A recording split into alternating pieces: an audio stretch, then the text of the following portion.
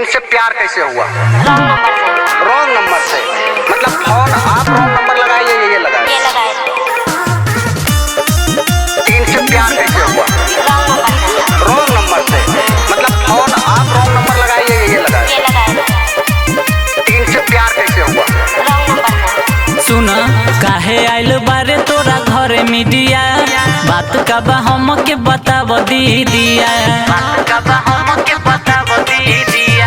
काहे आइल बारे तोरा घर मीडिया, बात का बा हमके बताब दीदिया। कैसे कैसे प्यार भइल बोल अपना अंदर से।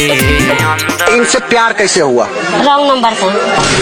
रॉन्ग नंबर से मतलब फोन आप रॉन्ग नंबर लगाए या ये लगाए? ये लगाए थे। मजाक नहीं कीजिए, सीरियसली में बोल रहे हैं। मजाक नहीं करते हैं, हमारा भी जिंदगी नरक बना है। मजाक किसके लिए छोड़ के आए थे इतना?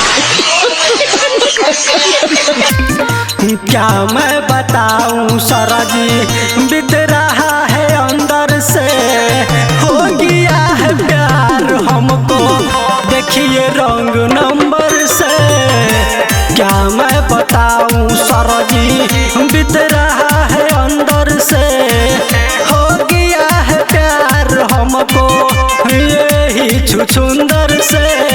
क्या मैं बताऊं। आप जब पति वर्ता नारी थे, आप पहले शादी किए थे, तो दूसरे पति के साथ दूसरे लड़के के साथ कैसे आप आना पसंद किए? हमको उनके साथ नहीं रहना था। कितना बार बोले, बिना वजह का कोई किसी को नहीं छोड़ता है। वजह था तब ना छोड़े।